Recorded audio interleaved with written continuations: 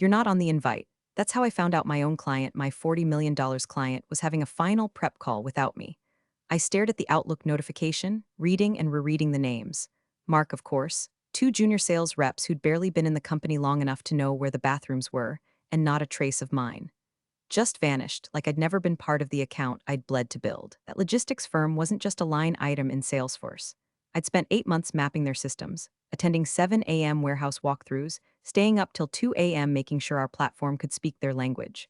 I'd seen marriages with less communication, and now here I was, locked out of the final call like some ghost in a cubicle. I should have confronted him right then. Should have marched into Mark's glass office with its sterile little succulents and said, "What the hell is this?" But I didn't. Because I've learned something in 20 years of corporate survival. You never walk into a gunfight holding a stapler. You wait, you study, and then you flip the whole table when no one sees it coming. But before we go any further, if you're listening and haven't hit subscribe or tap like, do it now. Seriously. The team puts their backs into getting these stories to you, and it really keeps the fire burning. All right, back to this slow-moving train wreck. Mark had been at the company for a grand total of 3 weeks when he decided he was king of the sandbox. Corporate had slapped some made-up title on him, VP of Strategic Accounts, and he floated around like a helium balloon in a button-down. All buzzwords and borrowed charisma. You know the type. He had that tight, performative smile that screamed networking event and the emotional depth of a LinkedIn comment thread. First thing he did, announced a reorg, said we needed to optimize customer-facing exposure. Translation? He kicked me off every call, stripped my name from every deck, and handed my accounts to a couple of fresh out of grad school Salesforce jockeys who still thought procurement was a dating app. I tried to play it cool. "Hey Mark, just noticed I wasn't listed on the client call calendar this week." "That a mistake?" He grinned like I'd complimented his socks and said, "Trying something new? You've done great groundwork, but it's time to elevate the optics." "Don't worry, we'll loop you in where it counts," I smiled back. The kind of smile you make when someone tells you they ran over your dog, but only a little. It was a strange sort of betrayal, not loud, not dramatic, just erasure, polite, surgical erasure. I was still invited to internal huddles, still CC'd on summaries, but I'd become background noise. Kind of person who made other people feel organized, but never got the credit for building the whole damn process. The younger reps started parroting my phrasing in meetings. One of them, Kevin, even presented my integration checklist, my exact format, fonts and all, as his own during a mock run-through. I watched Mark nod approvingly while sipping his oat milk latte, completely unbothered. The logistics client, let's call them Freight Axis, wasn't dumb. You could feel their energy change. Shorter emails, fewer emojis. The account lead on their side, Denise, was polite but clipped. She'd ask a technical question, Kevin would try to answer, and then she'd say, "Can Susan confirm?" Mark hated that. You could see the vein in his temple pulse every time my name came up. But I didn't fight it, not yet. I kept every email, every Slack ping, every version of the pitch deck with the edit history, showing who deleted my name slide by slide. I let them build their little cardboard empire on top of the foundation I poured, because I'd already started pouring concrete somewhere else. You see, this wasn't the first time I'd been shoved aside by a shiny new hire with a catchy job title and an empty inbox. A few years ago, during a previous merger, a similar situation nearly cost me a multi-year client. That time I didn't see it coming. But I learned. Oh, I learned. Which is why, 6 months ago, before Mark even knew we existed, I sat down with our legal team and requested a quiet change to the master service agreement template. Just one line, one bullet point, buried deep in Section 9.3 under Executive Authorization and Deliverables Oversight. It designated a named officer for sign-offs and decisions, a name that could not be changed without formal amendment and dual executive review. That name? Mine. They laughed at the time, called it belt and suspenders, but they signed it, and the client signed it, and legal filed it. Now all I had to do was wait, because Mark may have booked himself into the meetings. He may have replaced my face on the slide decks, but he didn't know whose name was legally welded into the deal. And when that last slide came up, I'd wish he'd just let me in the room. The official invite to the final client rehearsal hit my inbox at 6:43 p.m. on a Thursday. I was listed as optional, which in corporate doublespeak means irrelevant, but were too cowardly to say it outright. The subject line read, Strategic Realignment Presentation Final Dry Run. My name, once at the top of every Freight Axis doc, wasn't anywhere on the agenda. Not even as a footnote. I stared at it while nuking leftover lo mein, the orange glow of the microwave somehow making the word optional sting even worse. A year of building Freight Axis from a cold lead into a near-signed contract, and now I was a nice to have. It felt like being uninvited from a wedding you helped plan, because the groom wants better photos. The meeting wasn't just missing me, it had been rebuilt without me. The deck was now in Kevin's hands, a 26-year-old who once asked me what EDI meant in a logistics context. Rachel, who'd cried in the parking lot after botching her first client call, was now listed as integration lead. Integration of what, exactly? Her lunch into her Outlook calendar? I forced myself to breathe. My first instinct was to storm into Mark's office and confront him. But you don't challenge men like Mark when they're still high on their own Kool-Aid. They're most dangerous when they think they've optimized something. I needed receipts. I opened up our internal CMS and started going through the documentation trail. Slowly, quietly, page by page. Proposal drafts, org charts, task ownership logs, and that's when I saw it. In the latest client contact summary sent to Freight Axis, I was listed as supporting staff. Not strategic lead, not solutions manager, just a background extra in my own production.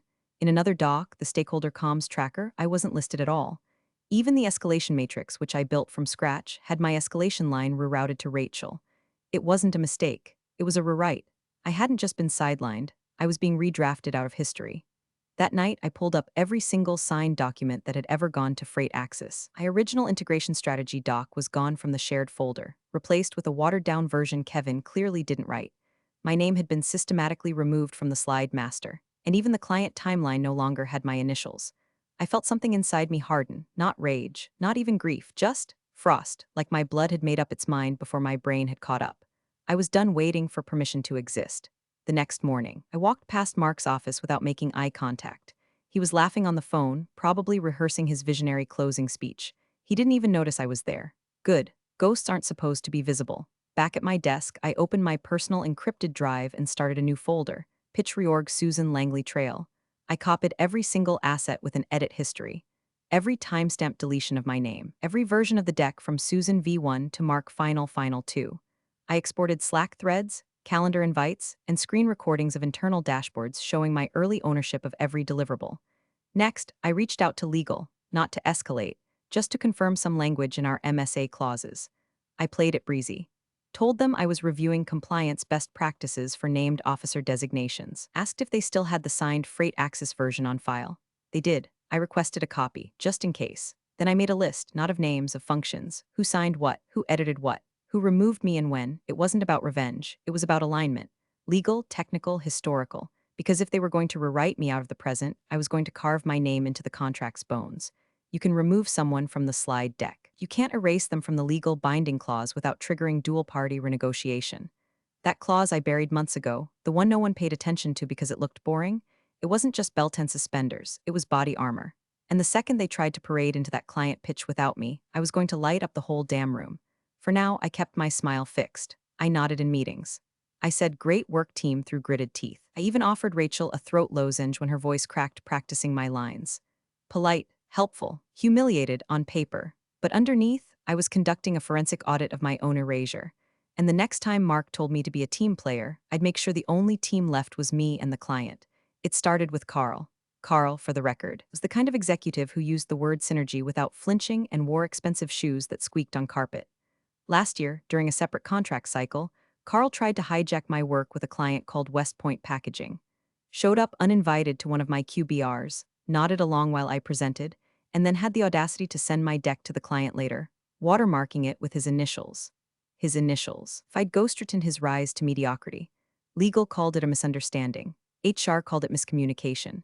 Carl called it collaborative acceleration. I called it a warning. So a week after that debacle, I made an appointment with legal. Not to vent, not to fight, to future-proof. I want a clause, I told Naomi, one of the sharpest compliance attorneys we had. I don't want my work co-signed. I want it walled in. She raised an eyebrow. That's strong. I want my name in the MSA, I said. Not just in email chains, I want it in the legal backbone. I want it to say that for any and all deliverables, integration decisions, and implementation sign-offs, the company requires my explicit written authorization. Me, by name, not role-based, not account lead. Susan Langley. Naomi blinked. They'll think you're paranoid. Good, I said. Let them think that. Just get it in writing. She did. She drafted it like it was a footnote. Section 9.3b, buried halfway through a paragraph no one would ever bother reading unless their job depended on it. One sentence. All strategic deliverables, service authorizations, and project implementation milestones require written sign-off from the named officer. Susan Langley. Simple, dry, absolute. We added it to the Freight Axis MSA mid-negotiation during a batch of small revisions. It passed legal review without so much as a shrug. Freight Axis signed it, our execs skimmed it. Carl didn't even read it. They thought it was about branding, or maybe ego. They were used to people like me smiling through stolen credit and nodding while someone else got the LinkedIn praise post. But I wasn't asking for a shout out. I was setting a trap. And now, months later, with Mark strutting around like he was the architect of a contract, he didn't even know the square footage of I had it.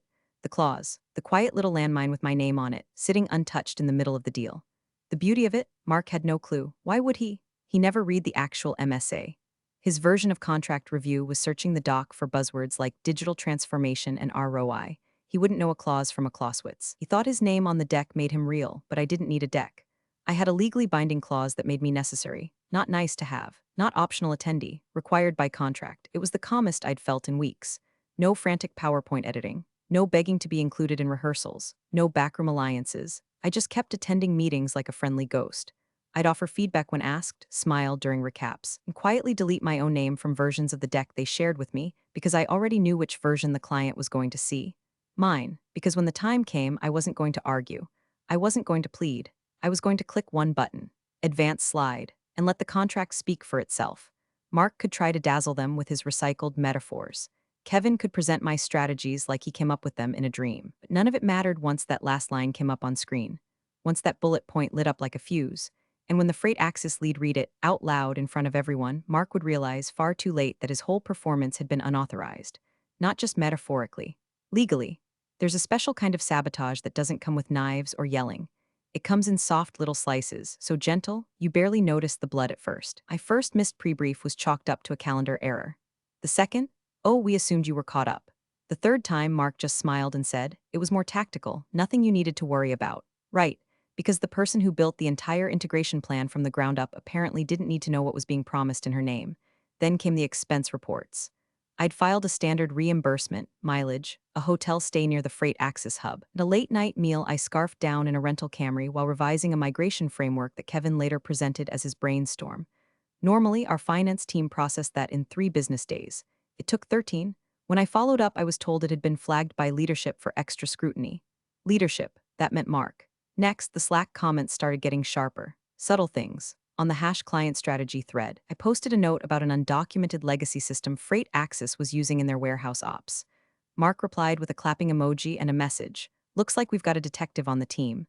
Good catch, whoever found it. Whoever. He knew damn well who found it. It was me. It had always been me. He'd parrot my findings on status calls, too. I just had a thought, he'd begin, right before regurgitating a bullet from my weekly report, remixed slightly to sound like spontaneous insight.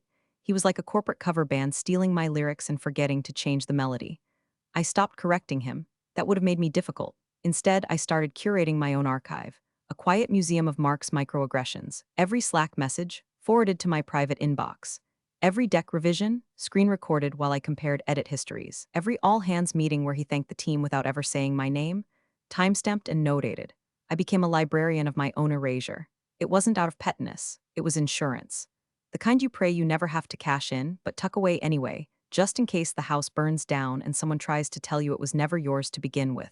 There was this moment, midweek, where it all just clicked. I was watching Kevin stumble through a freight axis integration rehearsal. He butchered a key protocol I drilled into our internal spec. Mark laughed and said, it's a learning curve, the client won't even notice. I watched from the back of the room, arms crossed, not angry, not hurt, just done. They were rehearsing for a performance I'd written on a stage I built using props I sourced, and they thought I was the janitor who wandered in. Fine, let them flub it. Let them smile through technical failure and hope no one notices. Let them burn through the goodwill I'd spent the better part of a year building like it was confetti at a product launch. I didn't need to scream. I didn't need to sabotage them back. I had something better. A clause with teeth. And while they flailed in rehearsals and mocked my obsession with documentation, I was refining my own playbook. Every version of the deck they passed around internally, I kept a clean copy. Every change in language from Susan's integration timeline to team onboarding roadmap, documented. They thought they were erasing me. They didn't realize they were drawing my outline in ink. Mark sent out a final rehearsal invite. Optional, of course. I declined. Instead, I booked a short one-on-one with Denise, the freight axis lead. Just 50 minutes. Just to check in on the final handoff plan. She smiled when she saw my name pop up on her calendar. I was wondering when we'd get to speak again, she said. Things have felt fuzzy, I replied. Yeah, let's clear the lens a little. And then I clicked share screen. Because while they were busy deleting my name from PowerPoint, I had the contract. And Denise, she had eyes. The morning of the pitch, the office buzzed like a hive doused in cologne and espresso. Mark had worn a fresh white shirt, so aggressively starched it crackled when he moved. Kevin was reciting a memorized intro like a fourth grader in a spelling bee. Rachel had her hair pulled back so tight she looked like a hostage. And me?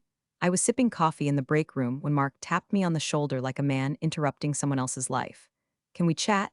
he said, already leading me out into the hallway like he was walking me to detention. We stood next to the printer. It smelled like toner and sweat. "Look," he started, giving me that faux concerned head tilt I'd seen him use on clients and interns alike. "Today's a big day for all of us. Let's keep the focus on the team, okay?" I stared at him, blinking slow. Of course. He mistook my stillness for agreement and smiled like a dad who just explained why his son wasn't ready for the big game. "Don't make this about you," he added. "Just be a team player. Be a team player. Right? The same team that cut me out of my own project, deleted my name from slide decks, and paraded my work around like a stolen mascot." "I understand," I said. "Wouldn't dream of it, and I meant it. I didn't have to make it about me. The contract already did." I walked back to my desk and opened the latest version of the presentation on the shared drive. Final for real pitch deck, of course. Always a red flag when file names beg for closure. I scrolled to the very last slide, the thank you/next steps page. It was blank, a placeholder. Something Mark had planned to wing, maybe with a little fist bump or one of his famous vision statements. I clicked edit, and then I added a single sentence. No bolding, no drama. Just clean, dark font, per MSA Clause 9.3b. All project deliverables, sign-offs, and integration authorizations require written consent from the named officer, Susan Langley. Then below that I added my name, small, neat, just enough. I didn't announce it, didn't tell legal, didn't call Denise. I just saved the file and closed it. And then I sat through the longest pitch of my life. Mark opened strong, if you think confidence is the same thing as competence. He made big, sweeping statements about value-driven transformation and frictionless synergies. He used the word leverage 8 times before the first coffee refill. Kevin botched a middleware integration explanation so badly that even Rachel's fingers froze on her laptop keyboard mid-slide advance. But no one interrupted. Freight Axis watched with tight-lipped politeness, the kind you reserve for child's school play where everyone's pretending the kid didn't wet themselves behind the tree prop. Me? I sat at the end of the table, hands folded, face blank. I took notes. I smiled when people looked my way. But mostly I just waited. Waited while Mark butchered my lifecycle framework. Waited while he claimed he led the migration testing I had personally executed over Christmas break while he was off skiing in Utah. Waited while he forgot to mention our phased rollback plan entirely, until Denise brought it up herself and Mark stammered through a non-answer so bad Kevin started typing random numbers into the spreadsheet just to look busy. And still, I said nothing, because I knew what slide was coming. The room was starting to shift. You could feel it. Freight Axis wasn't asking questions anymore. They were waiting for something to make it worth staying in that room. Mark nodded toward Rachel, signaling the close. She advanced to the final slide, and there it was, that one beautiful line, sitting at the bottom of the screen like a pressure switch waiting to be stepped on. Mark saw it, his jaw twitched. He opened his mouth to speak. And that's when Denise leaned forward and said, "Actually, before we wrap, let's read this slide more closely." I didn't look at Mark. I didn't have to. He'd finally run out of stolen words. Air in the room turned thick the second Mark uttered, and that concludes our presentation. We're really excited to move forward. He said it with that same tight smile, the one he probably practiced in the mirror, that smug curvature that screamed, "I think I nailed it," but asked no one if they agreed. Kevin exhaled like he'd just finished a triathlon. Rachel began organizing her pens in victory formation. They thought it was over, wrapped, sealed, sold, but it wasn't over. Not even close. I cleared my throat softly, just enough to be audible. "If I may," I said with the politeness of a bomb technician requesting silence, "could we advance to the final slide?" Mark's neck snapped toward me like a cartoon owl. "Susan," he said low and sharp, "I don't think that's necessary. We've covered, we'd like to see it." Denise cut in, her voice smooth, calm, and unmistakably firm. Mark's mouth opened to protest, but her raised eyebrow said, "Try me." She leaned forward, folded her hands, and gave Rachel a small nod.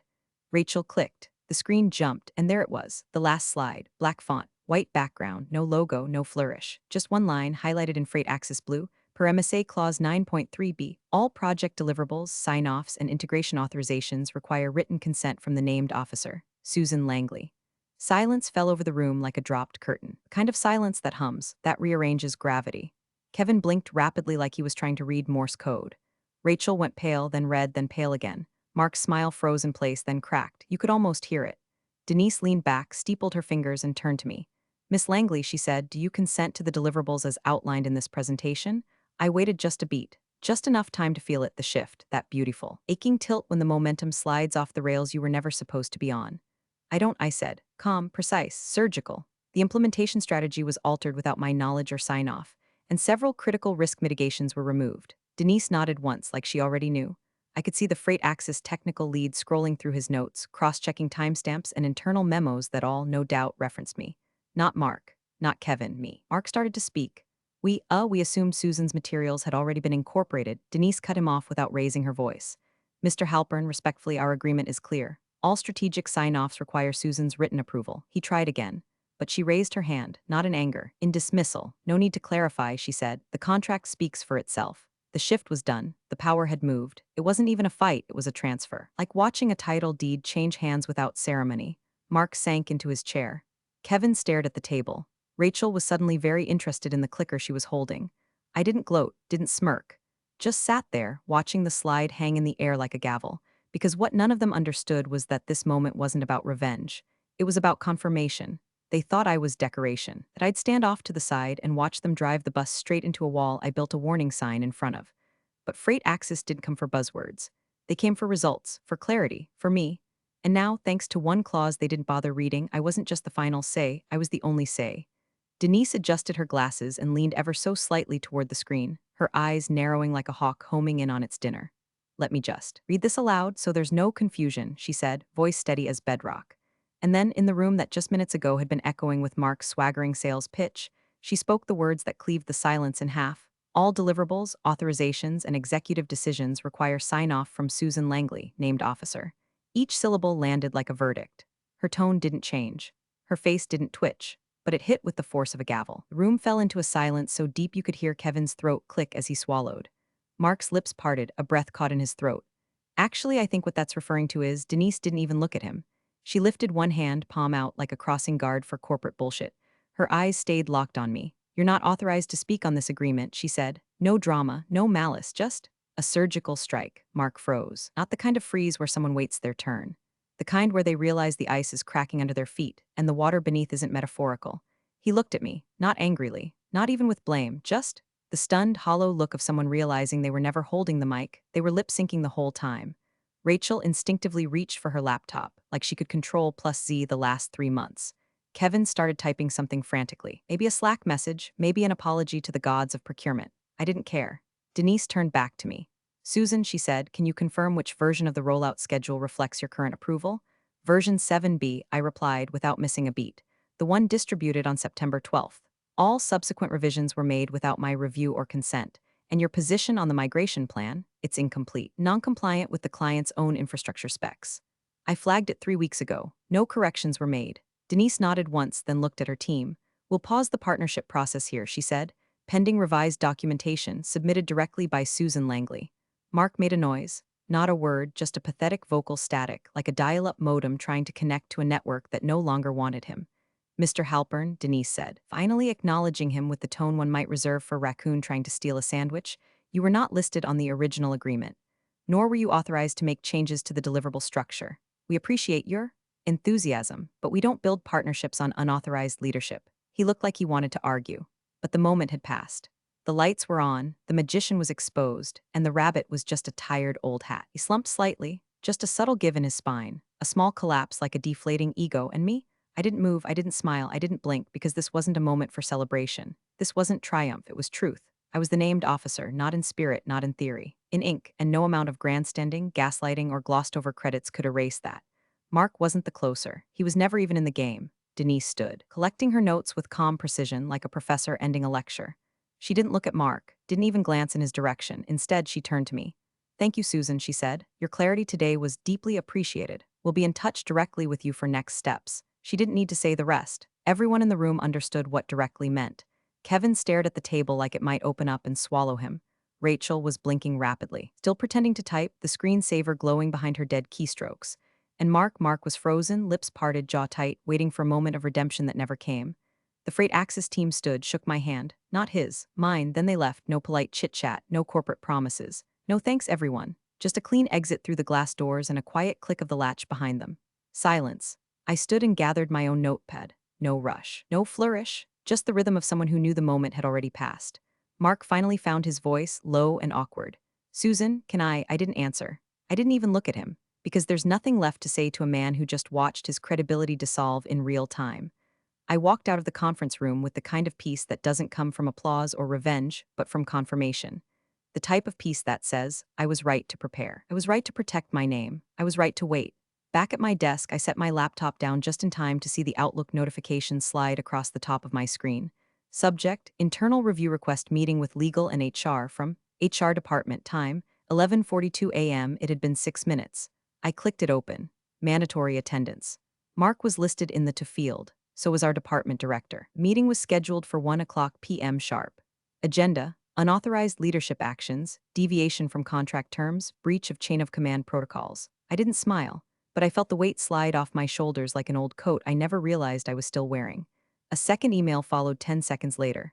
Subject, access review freight access account transfer from IT admin. Mark's name wasn't on the recipient list. Just mine. And a short note, per client directive, all future freight access correspondence and data access have been reassigned to Susan Langley. Not CC'd, not collaborator, reassigned. I leaned back in my chair, cracked my knuckles once, and let the quiet sit. Around me, the office had resumed its usual drone, phones ringing, keyboards tapping, people pretending they hadn't just witnessed a tectonic shift in the pecking order. Mark hadn't returned to his desk, probably still in the conference room, trying to reboot his sense of relevance. I didn't go check. Instead, I shut my laptop, picked up my coffee, and walked out the side door, past the mural someone in marketing thought would inspire us. Dream big, deliver bigger, fitting. I didn't stop to tell anyone what had happened, didn't drop a mic or make a speech. I just kept walking because the story had already told itself. And Mark, he wasn't the ending. He was the footnote. Follow-up meeting wasn't held in our conference room. It wasn't even on company premises. Freight Access invited me to their downtown office. No RSVP for Mark, no calendar hold for Kevin or Rachel. Just a quiet, discreet email from Denise's executive assistant. Miss Langley, the CEO would like to meet privately regarding future collaboration. I wore gray. No brand names, no statement necklace. Just clean lines, steady breath. The contract folder in my bag, labeled only with my initials. The meeting lasted 42 minutes. Denise opened with this: we'd prefer to work with you directly. Would you be open to serving as our executive integration advisor? Independent of your current firm. No preamble, no flattery, just a simple request born out of necessity. They didn't want a vendor anymore, they wanted me. She slid a document across the table. It was clean. Straightforward. A 6-month engagement, renewable, triple my previous salary, full access to internal systems. Direct reporting to the executive board, no middlemen, no handoffs, no Mark. I didn't answer right away. I asked questions, pushed back on 3 terms, clarified scope, rephrased 2 bullet points for precision. And then I asked them to add a clause. Consultant shall maintain full decision-making autonomy and shall not be managed or reviewed by any employee of her previous employer. Denise smiled. Consider it added. By the time I got back to the office, the story had already spread. Mark's door was open. Too open. His nameplate was gone. The monitors inside had been wiped clean, the whiteboard erased, save for a single word in faint red, Q4. HR said he resigned for personal reasons. Right? There were whispers in the hallway, half pity, half awe. Kevin looked like he'd aged 10 years overnight. Rachel avoided eye contact like I was radioactive. I walked past them without pause. Back at my desk, my inbox had exploded. 3 emails from senior leadership, all some variation of "can we talk?" and "let's find a way forward." They were too late, way too late. My cursor hovered over the freelance portal. Uploaded the signed advisory agreement. It took 5 seconds. Then the button appeared, accept contract. I clicked it, simple, final, irreversible. The screen flickered, then confirmed, you are now active as Executive Integration Advisor for Freight Access Logistics. My new title, my new role, my terms. I looked up once toward Mark's empty office. And then I looked away, because this wasn't about him anymore. It never really was. He thought power came from titles, from visibility, from controlling the room. But power doesn't shout. It doesn't beg for a spotlight. It gets written into the contract. And waits. Team player, only if I get to pick the team. Appreciate you sticking around, you legends of the break room. Subscribe for more chaos. Let's make your old managers spill their coffee in fear.